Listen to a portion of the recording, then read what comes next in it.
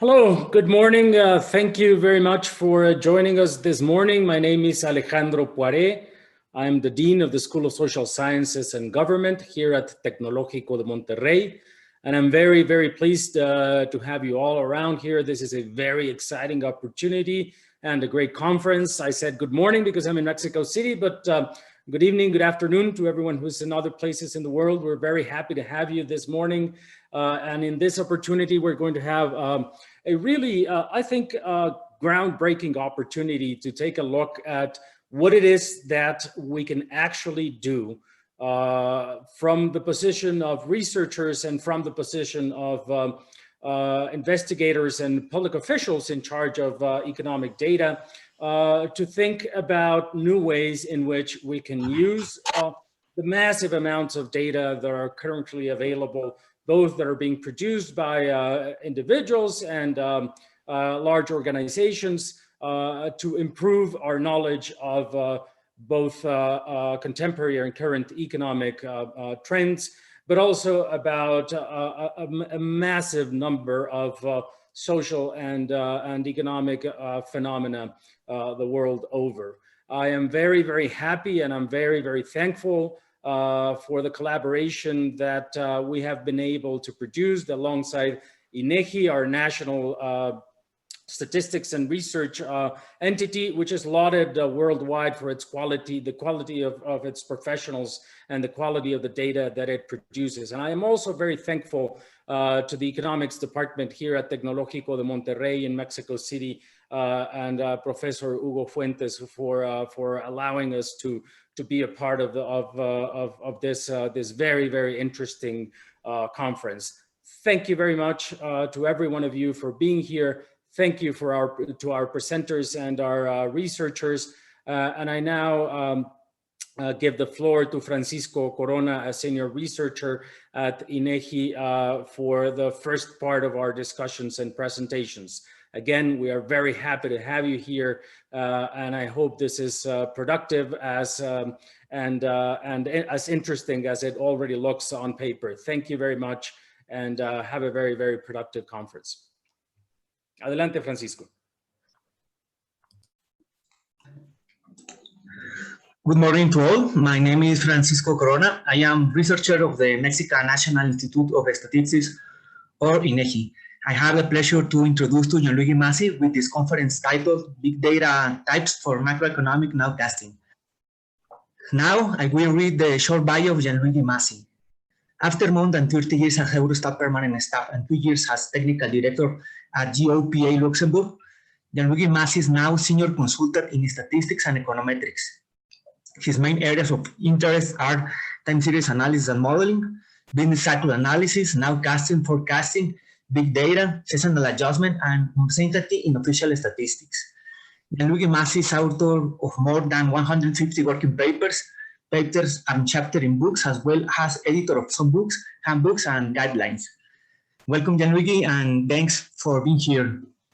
And now we explain the outline for the session. First, Gianluigi will have around 25 to 30 minutes to carry out this presentation, Big Data Types for Macroeconomic Nowcasting. Second, I will make a brief commentary related to presentation and ask 1 or 2 short questions. Third, Gianluigi response, and fourth, I will select some questions written by the assistants in the chat. Please, I suggest to the participants to be short and specific with their questions.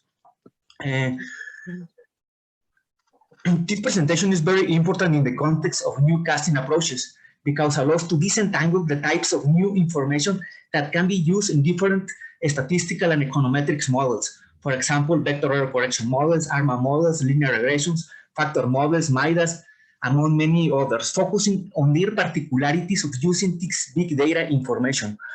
For instance, INEGI has incorporated this kind of information in recent years for some products and initiatives. For example, Twitter Sentiment Index, early estimates of manufacturing production based on electric consumption data, income survey adjusted data with tax records, and more recently, the publication of timely estimates for monthly economic activity indicator. Also, Banco de Mexico now offers a set of information on electronic payments data open to public, which can be useful, especially for nowcasting models. Additionally, this presentation shows a review of the performance of the different types of big data information to obtain timely and accurate estimates for different macroeconomic and financial time series. Gianluigi, please start with your presentation. Yeah, I have to first to find out how to share the screen. I'm sorry. Okay. I'm sharing, I guess I managed to do so.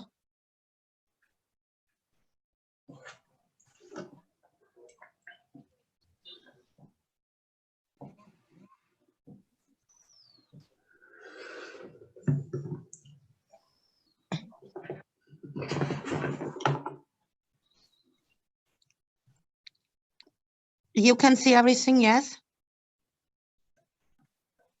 Yes. Okay, You can see the perfect. presentation now? Yes. Okay. So I suppose that I can start. And first of all, let me thank the organizers for this invitation. I am really glad and honored to be here to introduce this paper. And this presentation is originating from a paper published in the Eurona journal. Eurona is a European review of national accounts and macroeconomic statistics published by Eurostat, and the paper was co-authored with Dario Buono, Massimiliano Marcellino, George Capetano, and Fotis Papalias. So let me also say that this paper is not a methodological paper, neither an applied paper. It's a paper giving a review of different kind of big data by showing several ways to use them, but without entering in many methodological or computational aspects which are a bit out of the scope of this paper. So let me start now to the presentation after having said thank you also to Ionia Vlasho, who is assisting me in doing this presentation. We are here talking about big data because this millennium is characterized by the so-called data revolution, where an impressive amount of data have been made available, and then all researchers are trying to understand the usefulness of those data. Someone can ask why so many data become available at the same time. There are several aspects to be considered: the growing interaction between individuals, activities, and so on, the globalization process, the ability of dealing with the IT structure with a large amount of data, storing, modeling, analyzing them, and so on, the possibility of collecting enormous amount of information also collected by sensor and other devices. So those are all elements characterizing this kind of new amount of data. And obviously this new amount of data, next slide, is very different from the traditional source of information, mainly because those data are not at all structured in principle, but they appear like quite a chaotic set of data which need to be structured in order to become really useful for our purpose, in particular in the context of official statistics. As I said, this is really an enormous amount of data, which can be considered like an ecosystem of data, and several attempts have been made to delimitate or to define this ecosystem. And they are not particularly satisfactory, but we would like here to mention three of them. The first one is the so-called 4V approach proposed by IBM, where the 4V are the velocity, the volume, the variety, and the veracity of the data, here you can see this a graphical representation of this approach. And here we can say that this approach is, is very IT approach, but it is interesting even if not particularly operational, let's say. Another was proposed by Dornick and Henry, two very well-known econometricians, and it is mainly referred to the numerical big data and is characterized in terms of size of the big data, and it distinguishes three types of big data: tall or big data set, tall data, fat data, and huge data, following the fact that the number of observations is largely higher than the number of the variables, vice versa, or the last in the situation where the two are very high. And the last classification or definition is provided by the United Nations European Economic Commission for Europe, where the data are subdivided in three groups: the one generated by human actions, such as mobile phone activities or social networks and so on. The second is related to the traditional way of collecting business information, and the last one is related to the automatic collection of information, like the Internet of Things.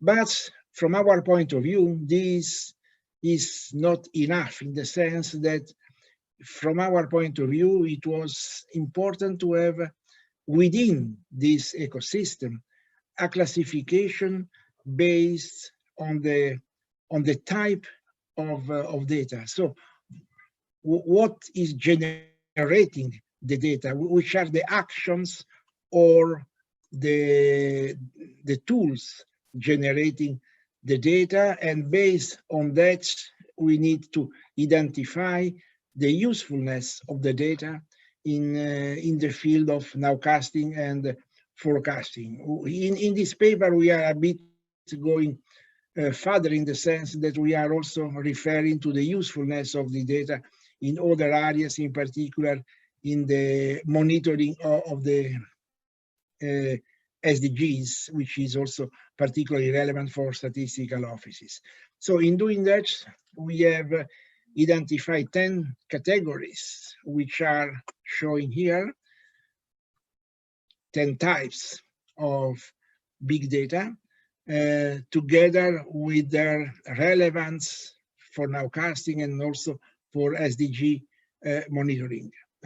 Clearly, the relevance reflects my personal experience, my opinion, but it is not necessarily something to be considered as having an absolute value, but it is really a personal appreciation, so that it can be changed according also with remarks and critics provided by the audience.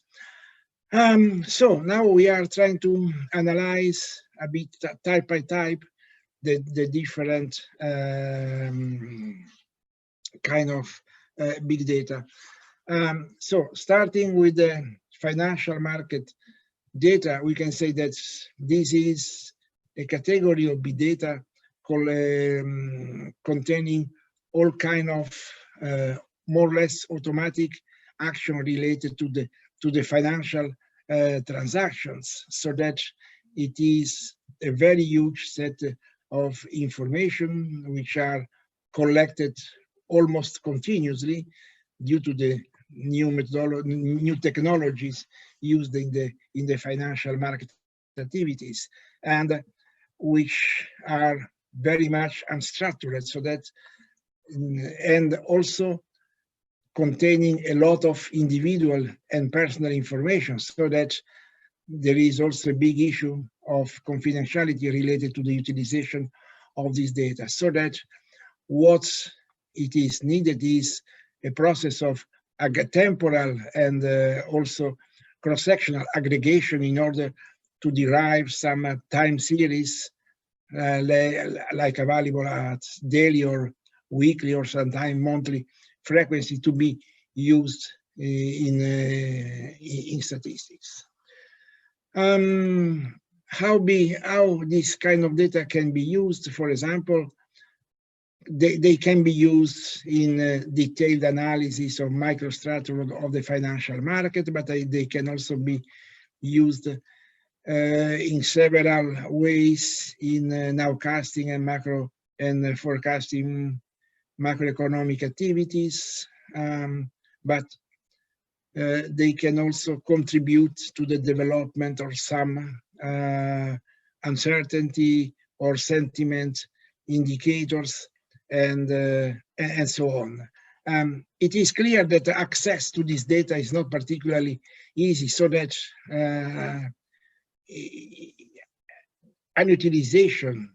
an extensive utilization is really quite complex at this stage. There are several papers, research papers, but the right utilization by statistical officers remain quite limited at this moment. Let's move into the second category, which is constituted by the electronic payments data, where it is clear that even if there are several electronic payments means, the credit card or the debit card constitute the dominant part. The dominant part, but also the weak aspects, one of the weak aspects of this category, because the utilization of credit and debit cards around the world and between regions and countries, and even inside a specific country, is quite different, so that not necessarily the relevance of these variables is the same in different geographical contexts. This sometimes can be a limitation for the use of this source of information. It has also to be observed for the financial activities, as this is a very unstructured data set which need to be transformed in order to be used and in order to obtain time series. Another aspect which is also important for the financial market activity, but here is a little bit more relevant, is the huge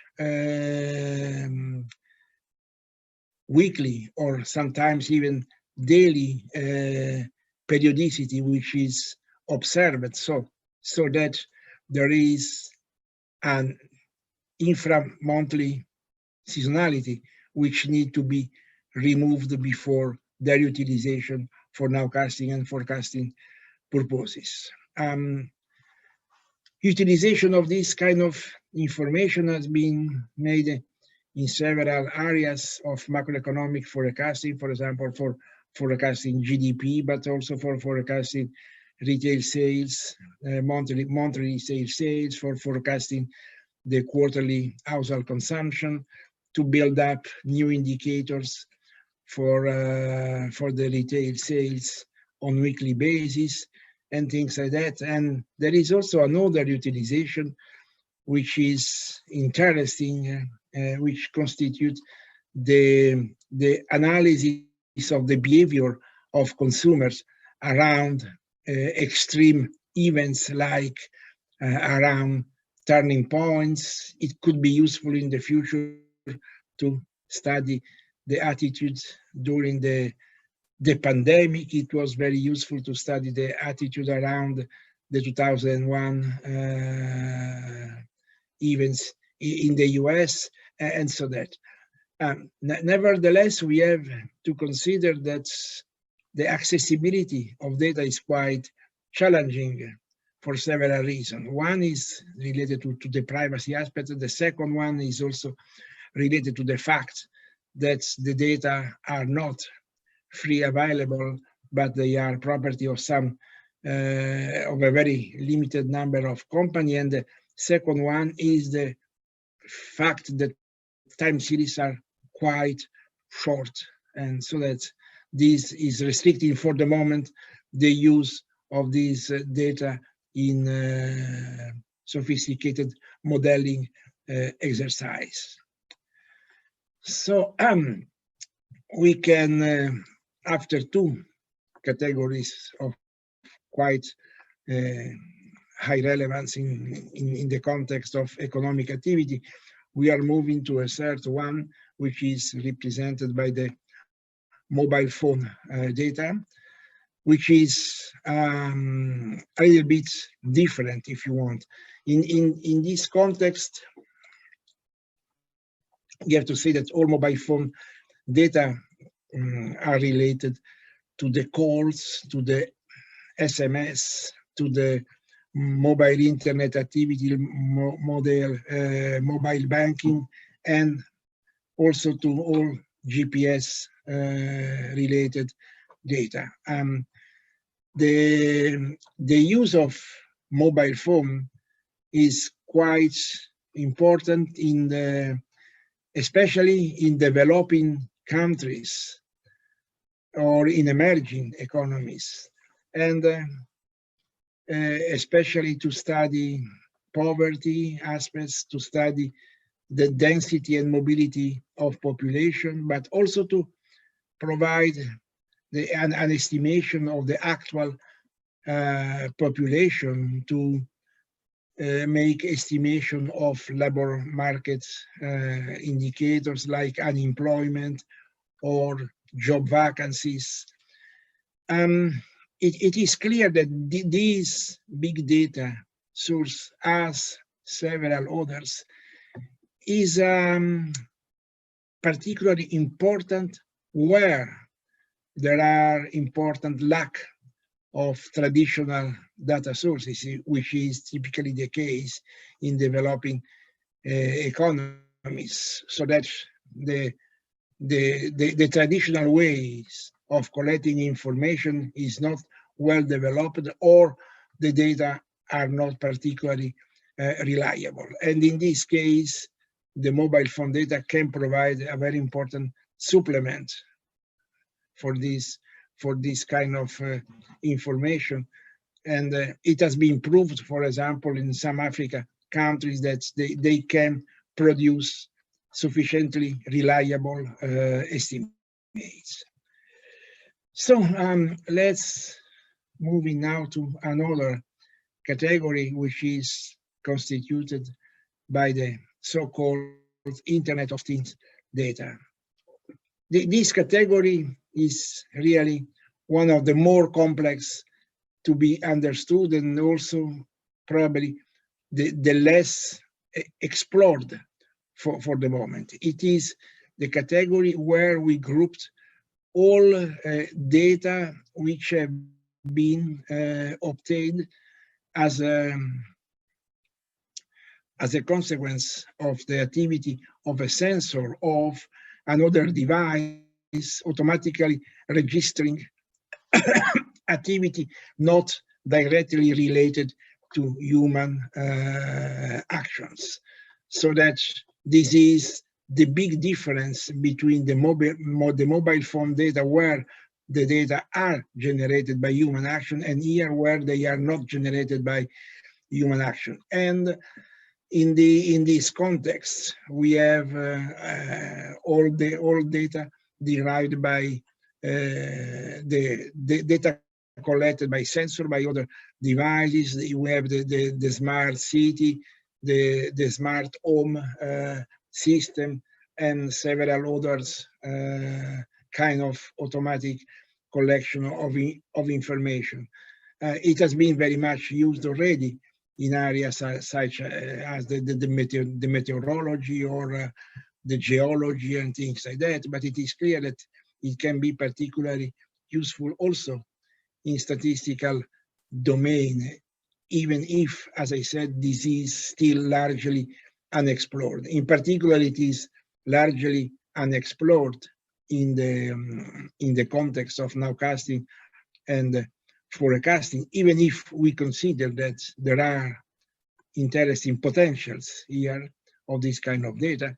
It has already been used, for example, in traffic monitoring, in meteorology forecast. It has also been used as somewhat in understanding individual behavior, like as a consequence of the activities registered by a smart home system, which could lead in the future, for example, by aggregating several individuals of same category or group to identify and to define behavior of specific group of population and things like that. But so it is still not very much advanced in the practical activity related to the construction of statistical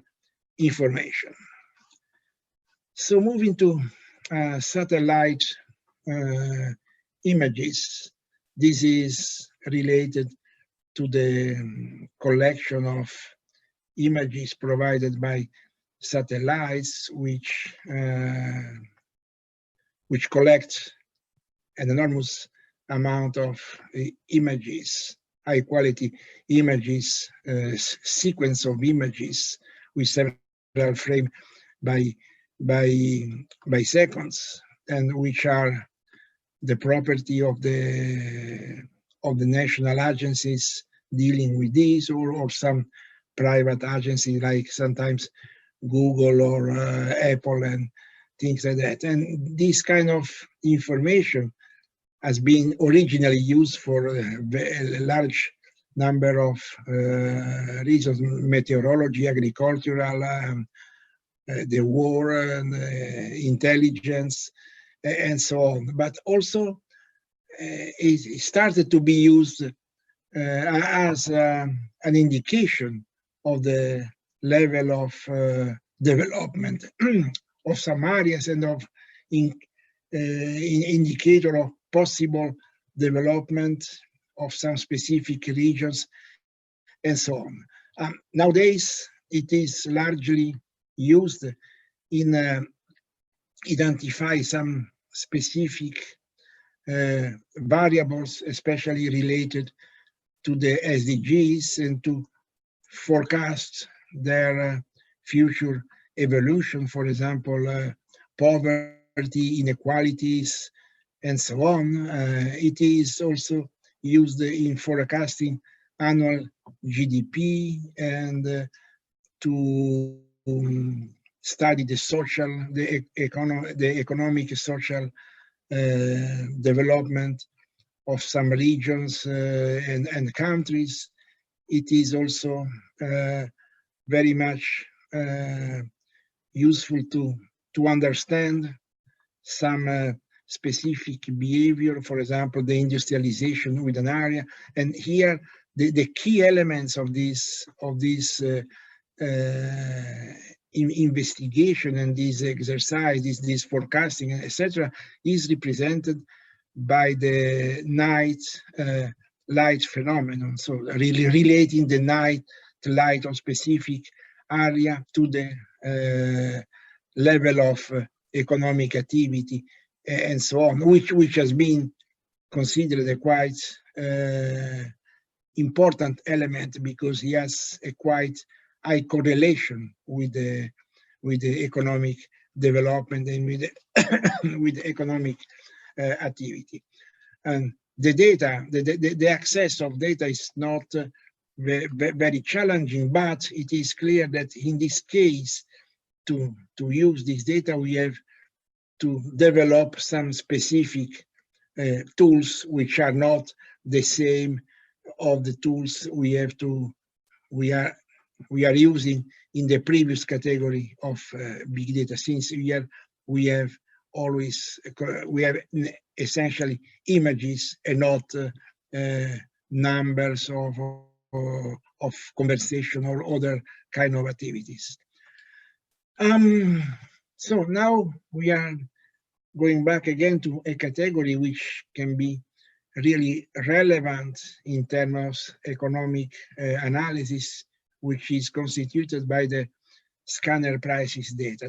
The scanner prices data are all prices collected during the operation of scanning a barcode of a given product. This kind of information has been growing up in the recent years, and it has been also very much used already by statistical offices. The utilization of this data is quite obvious. The first kind of utilization is in the improvement of the CPI, the Consumer Price Index, produced by statistical offices. In Europe, there are already several countries integrating this kind of information in their process of the construction of the CPI. Other important activities related are the forecasting and then the nowcasting of the CPI, are the study of the behavior of the retailers and of the consumers. The problem is represented by the access of this data, which is quite complex, and at least for non-institutional groups, and also the fact that all these data are characterized by, again, one relevant seasonality. For that, it needs to be eliminated before their utilization. But it is clear that they constitute a very important source of information, because they also give the possibility of analyzing in very much in details the behavior of consumers, retailers, but also the behavior of prices. For example, studying the behavior of prices, the movement of prices during a specific day or during a week, and so on. We can go now to the next category, which is constituted by the internet, the online price collection, and this is a very similar source of information with respect to scanner data price, and here is related to internet shopping, which is continuously increasing, and so that these data are very much used, and the interest of statistical authorities is also constantly increasing on this data. We have examples of the utilization of this data also in the construction of the CPI, together with scanner data and traditional source of information, or in constructing alternative CPIs only based on this kind of data, on studying the retail sales activities. And also we have interesting example in new ways of constructing consumer price index based on clustering of very detailed number of products, and the clustering is made by monitored and unmonitored machine learning procedures. So it is a very sophisticated approach, which lead to the construction of a very new ways of a new kind of consumer price index. And the access to the data is not particularly challenging, and this make this kind of information also particularly interesting. We can move to the next category, which is probably one of the most well-known of the big data ecosystem, which is represented by the web search results. This is all kind of data which are the outcome of web results carried out on the basis of specific keywords. This was originally a quite raw mechanism generating these kind of results, but then Google introduced new ways of making this machine working, and based on the results obtained, Google also developed some products which try to facilitate the statistical use of this information, the well-known Google Trend and Google Correlates.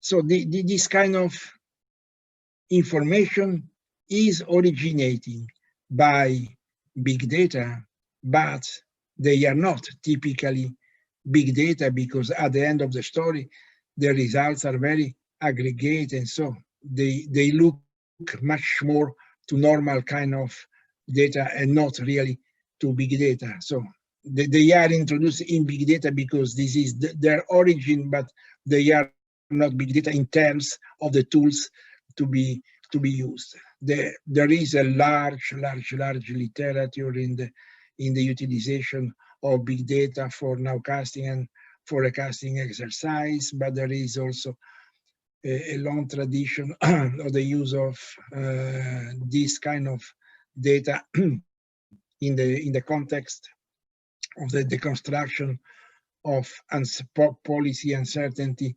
indices, or in the construction of sentiment and confidence indicators, in the monitoring of the human behavior after some relevant policy decisions, and in the healthcare, in the well-being context, and so on. So that it is really largely used and with quite promising results.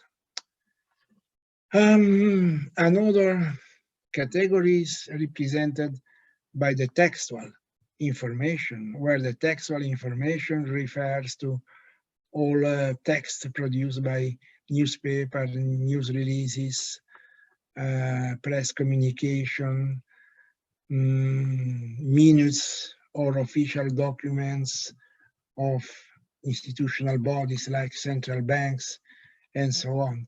And all these activities can be very relevant, mainly to construct sentiment or confidence indicators or risk indicators. Not they can be also used for nowcasting and forecasting, but in my opinion, since they reflect a lot of personal views, they are more useful in constructing these kind of indicators. And it is important at this stage to note that Twitter data are not included in this category, but in the category of social network data. We have also to consider that in this case we need to develop specific tools for dealing with this data, in particular text mining or text analytics tools, and that there are now several software dealing with this kind of procedures. And also it is important to mention that the accessibility to the data is not particularly challenging, even if in order to have a very long history of textual information, we need to pay the information in some cases, and that's very old information is available as a scanned document, so that it is important to reconvert this information to textual information before using it. Last category, which is again very similar to the previous one, is the social network data, where all the social network can be considered, but in which probably the focus has to be on Twitter data, because it is much easier to deal with them, because it is possible to classify them following the various hashtags, and also because the content of this data is much more professional than the content of the data coming from other social network. Another important aspect is that this kind of data is unavoidably very noisy, and that recently the presence of fake news has also affected a bit the utilization of this data. Once again, the information of the utilization of this data is mainly based on the possibility of constructing policy uncertainty indicators, or to construct risk indicators, sentiment indicators, confidence indicators, to check the behavior of a population, to see how the population is reacting to policy decisions, and so on, while the utilization for nowcasting and forecasting is quite limited, and I think that it is also quite logic due to the origin of this data. Last consideration before concluding is that, following the nature of the data, the tools we need to use after the conversion of the data in time series or in panel time series data is very important, and an important effort has been made in several research centers and universities to adapt the traditional econometric tools to this new amount of data, for example, by developing advanced shrinkage methods to be applied to regression models, to the development of machine learning techniques, to the use, to the extension of factor analysis to deal with sparse data and things like that. So that there is a very important set of tools that are associated to the utilization of big data, and I was only referring to numerical big data here, because for the others I was already saying something during the presentation. So this is important to mention, that with the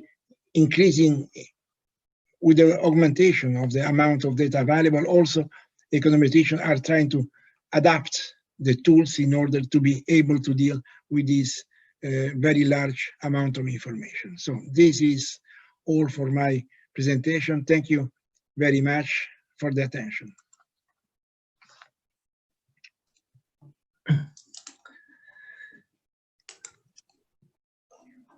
Thank you. Thank you very much for this excellent presentation. As commentary and related with your presentation, I want to share that in INEGI, we recently generated a newcasting approach based on the use of traditional and big data information, basically Google Trends, in order to exploit the contemporaneous dependence between a dynamic factor estimated by using both types of information with respect to the annual percentage variation of the monthly GDP. The model allows us to release information 5 weeks ahead of the official data release, and the results indicate that the mean absolute error decreased in 17% with respect to when we only use traditional economic and financial time series. Consequently, I have 2 short questions. First, what is the experience in other national statistic agencies in the world in the usage of big data information to generate nowcasts of the GDP? And second, statistically, once selected the type of big data information, what kind of statistical or econometric models are most frequently used to exploit the relationship between the variables extracted from big data sources with respect to a specific macroeconomic variable of interest. So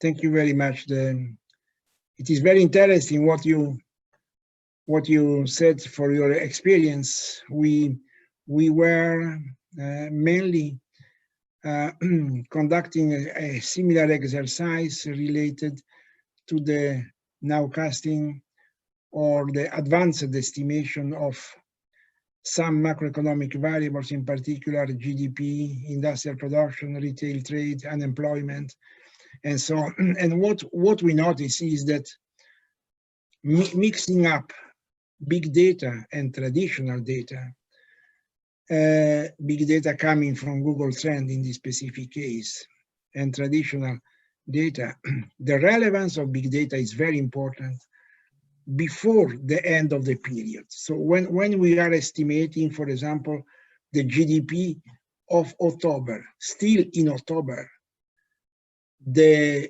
relevance of big data is very important. But after when progressively the other kind of information become available, the relevance of big data rapidly declines. So in our analysis, the use of big data is very important to produce advanced estimates, meaning estimation during the reference period or even before the reference period, really forecast, and at limit nowcasting. But then, for example, if you want to produce flash estimates, meaning estimates like 10, 15 days after the end of the reference period or 20 days after the reference period, this is really not particularly important. Now, your questions. It is not easy to answer how many statistical offices are dealing with big data. I can say that, as I already mentioned in the presentation, several statistical offices are dealing with scanner price and internet and online price in their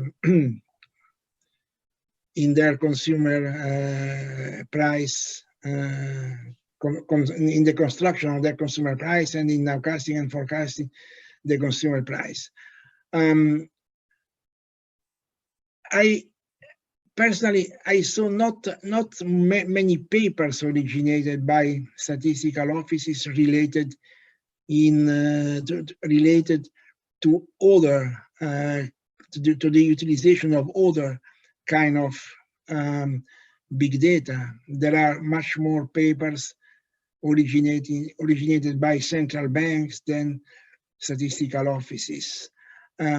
We know that in Africa, thank you to cooperation exercises, several statistical offices together with cooperation companies have common projects to the use of mobile phone data or other source of information in order to to fill some gaps in their statistical system.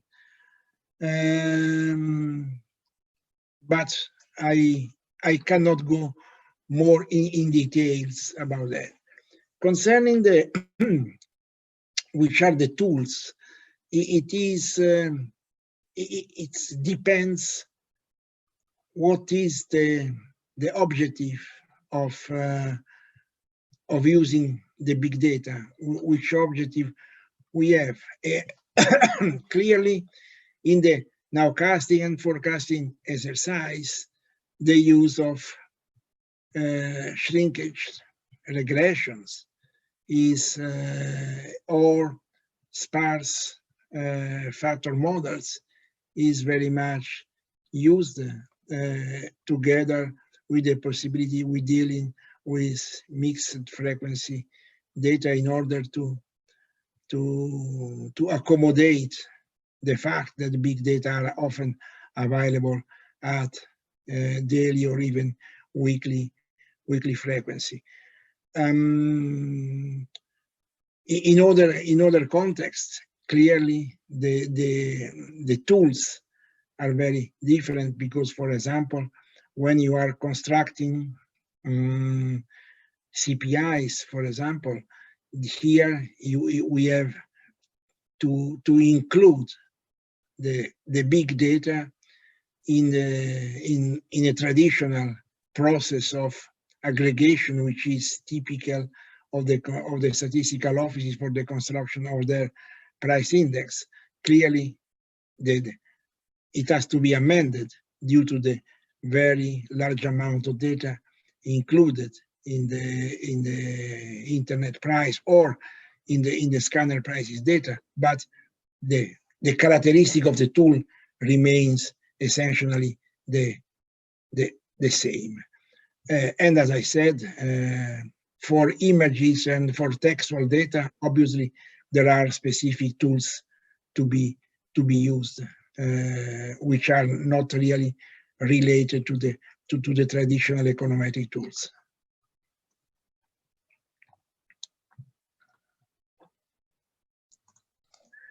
Thank you very much. We have another question. In Mexico, electronic invoicing is required by law. All formal selling transactions are made by electronic invoicing system by the government. What is the potential to use this data for monitoring the real estate of the economy, at least in the formal economy? Can you repeat the beginning of the question? In Mexico, electronic invoicing is required by electronic invoicing. Yes. Isn't What that is regulated? use this data for monitoring the state of the economy, at least for the formal economy? Yeah, I have to say that I see the potential, but I have to say that I didn't remember particular studies based on this kind of information. Once again, I see a problem of privacy related to this data, so that this data clearly needs to be aggregated and anonymized before their utilization, which shouldn't be a big problem if they are used by a statistical agency, but which will make difficult, for example, the utilization of this data by researchers. And so that this is probably one of the reasons for which there are not there is not a large literature, at least as far as I know, related to this kind of data. Okay, thank you. Given the importance and the development of the big data and in the context of the official statistics, what do you think is the most important role for national statistics agencies to encourage the usage of big data information? As I said, I consider that there are several ways in which statistical agencies should invest on big data. The first one is related to the nowcasting and forecasting, nowcasting and forecasting exercise for macroeconomic variable, with the limitation and the restriction that I was mentioning before. The second is the improvement of traditional statistics, the CPIs, but this is not the only case in which big data can improve the overall quality and also the granularity of some official statistics. The third case is the construction of new indicators, in particular in the context of the SDGs monitoring. In the SDGs, there are several indicators which are not traditionally constructed by statistical offices for several reasons, including the lack of surveys or the fact the surveys are too expensive in some specific domains. And in this case, the big data can really complement and integrate the activity of official statistics to create indicators in this kind of area. And the last one is related to the possibility of using big data to have a better measure of the uncertainty associated to statistical data, to the use of statistical data, and to the and to the policy actions, in order that they can alert the users with a large battery of indicators, not necessarily related to point estimates of a single variables, but giving a clear